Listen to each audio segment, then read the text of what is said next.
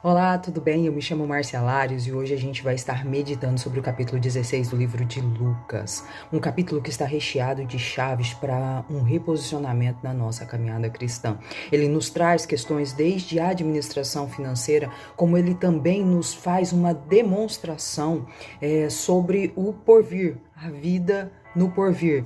Jesus, através das parábolas, ele faz esse paralelo de realidade, nos mostrando um reposicionamento enquanto nós estivermos aqui na Terra, nesse mundo natural, como nós devemos atribuir galardões aqui, buscar galardões aqui que esteja ajustado com o reino e não simplesmente olharmos para as coisas terrenas. Então eu convido você a estar comigo até o final desse vídeo para que juntas nós possamos receber todas essas chaves e todos esses posicionamentos.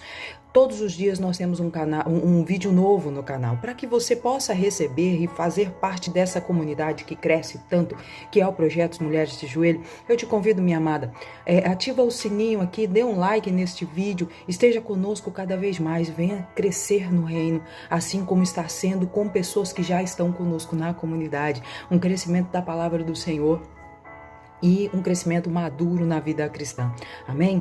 Então, Jesus ele já começa aqui falando sobre a parábola do administrador astuto. Já bem no início do capítulo, Jesus já pega algo assim bem impactante, Essa parábola, ela é uma parábola que nem sempre ela é tão pregada, ministrada ou explicada, porque ela é uma parábola um pouco difícil de se interpretar. Às vezes as pessoas atribuem que Jesus estava validando o errado do mordomo, a atitude errada do mordomo astuto, o que na realidade ele não fez isso, O que ele estava fazendo era uma explicação por oposição, Ele estava dizendo que se nós, filhos da luz, administrasse nossa vida financeira, assim como aquele mordomo fosse usado para criar o relacionamento, nós teríamos assim nós teríamos uma vida um pouco mais ajustada, Então Jesus ele vem trazer justamente isso. Ele vem trazer essa questão sobre a administração financeira, sobre como devemos usar corretamente os nossos provimentos. E aí ele conta a parábola assim, que tinha um fazendeiro muito rico e esse fazendeiro tinha um administrador. Esse administrador estava fazendo algumas questões ilícitas ali, o que foi descoberto e ele ia ser demitido. Quando ele viu que ele ia ser demitido, ele parou e ele pensou, ele refletiu, que ele não conseguiria trabalhar nas minas lá, trabalho pesado, essas coisas ele não conseguiria fazer. E ele tinha vergonha também de mendigar. Então o que ele ia fazer? Aí entrou com a astúcia. Ele foi renegociar com as pessoas que deviam aquele senhor, Ele foi lá e renegociou. Na Bíblia conta somente que ele procurou duas pessoas, mas eu acho que assim, foi só para nos explicar o que ele fez com o restante, Ou talvez ele só tenha conversado com essas duas pessoas mesmo. Mas na ideia desse mordomo, não era pegar esse valor de desconto, Porque ele chegou numa pessoa e falou assim, você deve 100 potes para o meu senhor, então nós estamos aqui, eu quero negociar com você por 80. O outro ele negociou por 50. Mas em momento nenhum ele pensou em ficar com esse dinheiro. E sim, o que ele pensou? Amanhã, quando eu precisar de ajuda, eu tenho a quem recorrer, porque hoje eu ajudei. E é isso que essa parábola nos traz. Não é o foco, Jesus não teve o foco no que ele fez de errado, na conduta errada dele, não é essa. Mas sim de nós usarmos e aplicarmos com zelo o nosso provimento financeiro para ter relacionamentos com as pessoas. Nós aplicarmos aquilo para nós aplicarmos aqui no mundo natural para nós termos o galardão no mundo celestial. Então, assim, a aplicação que Jesus estava explicando, que até se nós pudéssemos dar um novo nome para essa parábola, seria como o mordomo ele ensina os filhos da luz a administrar a sua vida financeira. Então, o que ele queria mostrar aqui? Que se nós pensássemos, porque o que aconteceu? Quando esse mordomo ele ficou sabendo que ele ia ser demitido, ele pensou, como que vai ser minha vida depois? Então ele planejou a sua vida depois. Então o que ele pegou? Ele pegou um dinheiro errado, porque não era dele, a negociação não era dele, ele pegou aquele valor que ele tinha ali em mãos, o que ele podia fazer para ter o quê? Relacionamentos. Então assim, essa parábola nos traz, primeiramente, que nada que é feito no escuro, né, no escondido, fica totalmente no escondido, né? Por quê? Porque o mordomo fez as coisas erradas, administrou erradamente as coisas do seu senhor, mas no escuro, mas ele veio para a luz e tem uma consequência, a consequência foi a demissão. Um dos versículos, assim, para nós refletirmos, uma das chaves que essa parábola nos traz, está lá no versículo 9, que diz assim: por isso eu digo, usem a riqueza deste mundo ímpio para ganhar amigos, de forma que, quando ela acabar, estes os receberão na morada celestial. Ou seja, administre aquilo que eu te dou em suas mãos, porque tudo que nós temos vem do Senhor. Administre aquilo que eu te dou em suas mãos de uma forma com muita sabedoria, né? Por quê? Porque a tua vida não é aqui. A tua vida maior nós vamos passar mais tempo na eternidade do que nesse plano. Olha o versículo 10. Quem é fiel no pouco também é fiel no muito. Quem é desonesto no pouco também é desonesto no muito. Olha a outra chave, versículo 11. Assim, se vocês não forem dignos de confiança em lidar com as riquezas deste mundo ímpio, quem confiará a vocês as verdadeiras riquezas? E se vocês não forem dignos de confiança em relação ao que é dos outros, quem lhe dará o que é de vocês? Amadas, olha cada chave que tem aqui. Primeiro, se nós não conseguimos, se nós não somos fiéis no que é pouco, que tudo que vem desse mundo é pouco do que está por vir, como que nós vamos querer administrar ou nós vamos querer receber aquilo que está lá no celestial, aquilo que está no porvir? Então nós precisamos ser fiéis a administrar, aplicar aquilo que o Senhor traz às nossas mãos nesse contexto aqui no mundo natural, de uma forma que quando nós chegarmos no celestial, aquelas pessoas que nós abençoamos aqui, que nós trouxemos elas para o reino através das nossas finanças, essas pessoas vão ser quem vai nos receber lá, né? Outra chave, no versículo 12, se vocês não forem dignos de confiança em relação ao que é dos outros, quem vai lhe dar o que é de vocês? Se você, minha amada, não conseguir trabalhar com zelo naquilo que eu não estou à frente, que não é meu, se eu não fizer diligentemente, se eu não fizer com coração, se eu não fizer com zelo, aquilo que chega nas minhas mãos, mas está a administração de um outro, eu só sou um mordomo daquilo que Deus nos dá, daquilo que Deus me dá. Como que quando eu for receber aquilo que é meu, como que eu vou administrar com zelo e com cuidado? Então o que Jesus diz? Se eu estou dizendo, cuide dos meus, e você não está fazendo com zelo, com carinho, como que eu vou dar a você o que vem, o que é celestial, né? Como que o plano celestial, como que isso pode se abrir a nós? Então, assim, nós precisamos ter muito coração conectado com o Senhor, para nos pedir sabedoria, para que Deus nos dê sabedoria de administrar aquilo que está em nossas mãos.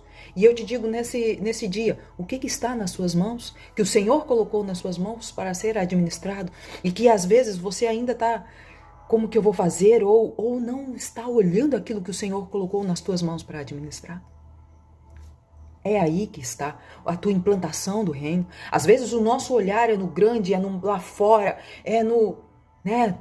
no altar, e Deus colocou coisas em nossas mãos para serem administradas, e nós não estamos conseguindo administrar. É isso que nós precisamos. O pouco, aquilo que para nós, aos nossos olhos é pouco, para o Senhor não é. Jesus nos pede obediência. Então vamos olhar para o que nós temos nas nossas mãos. E aí começarmos a ganhar frutos e galardões para o reino do Senhor. Mas não fazermos isso por barganha com Jesus. Fazermos isso porque o nosso coração é conectado a Ele. Fazermos isso porque o nosso coração bate e pulsa pelo reino. O nosso coração quer almas para Jesus. E aí Jesus continua falando com os seus discípulos, né? No versículo 16 ele fala: a lei e os profetas profetizaram até João. Deste tempo em diante estão sendo pregadas as boas novas do reino de Deus e todos tentam forçar a sua entrada nele. Ou seja, as leis até João estavam sendo faladas, né? Estava sendo escrita. A partir de agora, as boas novas do evangelho, eu estou aqui. E não adianta tentar colocar uma vírgula sobre o que Deus tem, sobre o que tá escrito. Olha no versículo 17. É mais fácil os céus e a terra desaparecerem do que cair um traço da lei. né? E aí Jesus ele já emenda falando sobre a questão do divórcio. Por quê? Porque naquela época eles estavam pregando que o divórcio poderia ter uma determinada maleabilidade em a pessoa divorciar sim ou não. E Jesus estava dizendo: quem se divorciar da sua mulher e se casar com outra mulher estará cometendo adultério. Pronto. E o homem que se casar com uma mulher divorciada estará cometendo adultério. Então, assim, Jesus está dizendo, está na lei, isso aí não muda. Não adianta os fariseus ou quem for tentar colocar vírgulas aonde Deus não colocou. Não adianta eles tentarem trazer um novo ensinamento àquilo que já está. Então a lei, nesse ponto, a questão do casamento e tudo mais, já estava ali. E Jesus não veio para tirar aquela lei. Jesus veio para fazer com que ela fosse cumprida. Para que o marido e a sua esposa tivessem um coração conectado com Cristo e aí viver uma vida abundante em família. Amém? E aí Jesus passa a contar uma nova parábola. A parábola do rico e do Lázaro. É uma parábola assim... Se a parábola do administrador astuto, ela é uma parábola difícil pelo paralelo oposto que Jesus usou ali, né? Ele pegou a infidelidade do mordomo, mas a astúcia dele de pensar na vida futura e de plantar a vida futura, né? Jesus não estava com foco no que ele fez, na conduta dele, e sim como ele se precaveu para a vida futura. Aqui, a parábola do rico e do Lázaro, ela é muito autoexplicativa. Ela é muito fácil de se interpretar, né? Não precisa... a gente não precisa... Não tem nada oculto dentro dessa parábola, ela está bem autoexplicativa. Ela é fácil de entender. Podemos até a gente discordar, negar algumas veracidades dela aqui, ou até mesmo não querer encarar os seus ensinamentos.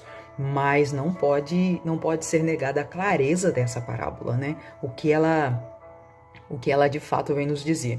Ela fala do porvir, né? Existem muitas especulações do que acontece pós-morte e há um profundo mistério a respeito disso. A gente não sabe com clareza, porque ninguém voltou para nos contar com clareza. Mas essa parábola ela traz muitas chaves para como a gente viver aqui neste mundo, para nós recebermos o que está do porvir, né? Então Jesus ele abre a cortina, ele levanta a ponta do véu ali e nos mostra um pouquinho o que é no Sheol, no inferno, e no seio de Abraão, que é onde nossa morada eterna, aonde eu e você, minha amada, nós vamos estar, né? E lá a gente vai até se conhecer. Olha que coisa maravilhosa, né? Lá nós vamos estar todas juntas cantando e louvando ao Senhor, em nome de Jesus, amém? Essa parábola ela fala a respeito de dois homens, um homem rico e Lázaro. Lázaro era uma pessoa mendiga, uma pessoa que tinha... que não tinha, digamos, aos olhos humanos, não tinha muita sorte, né? Uma pessoa que vivia, vamos colocar, talvez vivesse nas ruas, uma pessoa que tinha muitas feridas, né?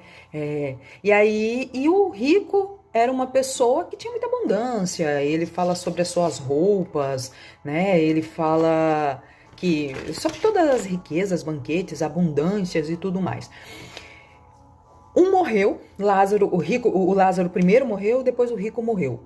Começa a primeira chave. A morte, ela é certa. Ela vai chegar para o rico e ela vai chegar para o pobre. É uma coisa que não tem como nós negociarmos. É algo que é certo e é real, né? Nós precisamos... E aí, aqui conta que como foi a conduta, né, da vida deles, foi aonde eles foram. A parábola em si, ela não é muito clara em dizer sobre o coração de cada um, mas pelo local que cada um foi no porvir, a gente entende que Lázaro era uma pessoa que tinha um coração voltado ao Senhor, que apesar da sua escassez de coisas, ele era uma pessoa que procurava o seu coração estar conectado com Deus. E a gente vê que o rico, ele tinha um coração muito voltado para as riquezas, né? E nesse capítulo ele fala que não dá para nós seguirmos dois senhores, ou nós seguimos o dinheiro, ou nós seguimos a Deus. Não dá para ter dois senhores, né? O dinheiro aqui, no contexto bíblico, ele é muito atribuído a Mamon, né? Então, ou seja, ele também é um Deus, né? Existe um ditado que diz que... Deixa eu ver se eu me lembro do ditado. O dinheiro, ele é é um bom senhor, mas um péssimo servo, algo nesse estilo.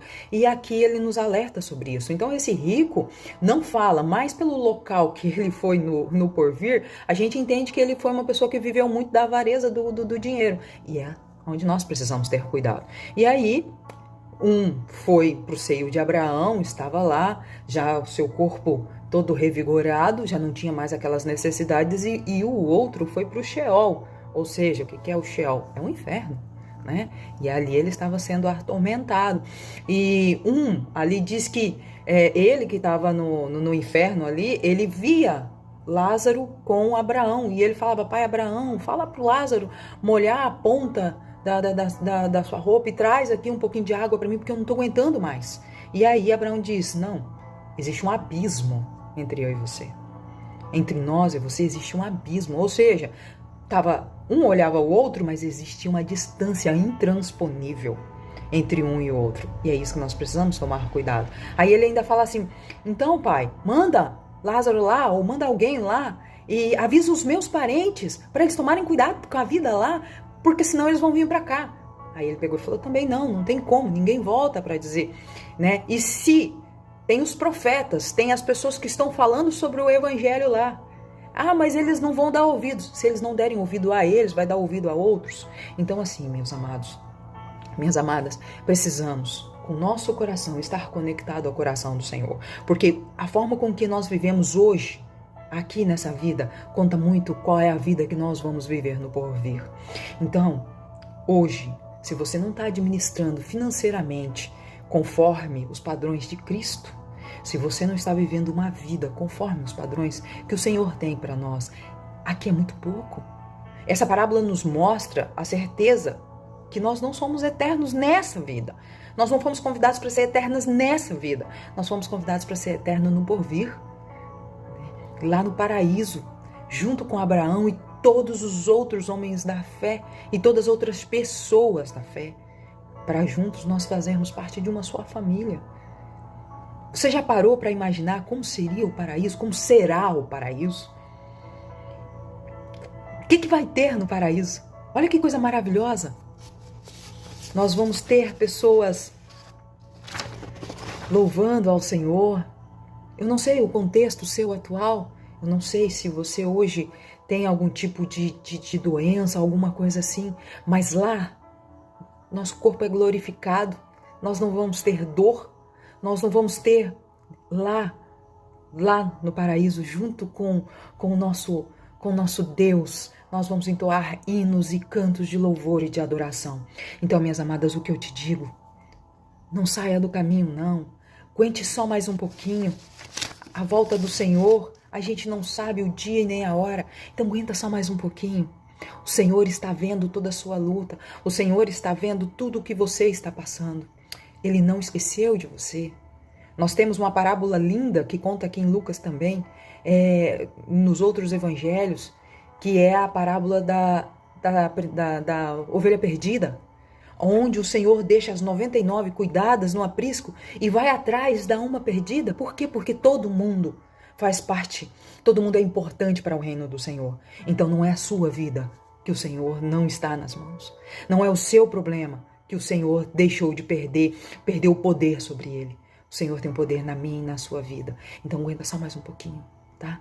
O Senhor tem grandes coisas para você. Amém? Fica com Deus, minha querida. Te agradeço por você ter ficado comigo até aqui. Que o Senhor possa te abençoar abundantemente. Que cada vez mais nós pegarmos essas chaves que esses evangelhos nos dão e nós possamos caminhar em parceria, caminhar naquilo que o Senhor tem para cada uma de nós. Que Deus te abençoe, que o Senhor esteja contigo, que aquilo que está no teu coração venha ministrar do coração do Senhor. Que aquilo que está em teu coração venha transbordar no reino. Amém?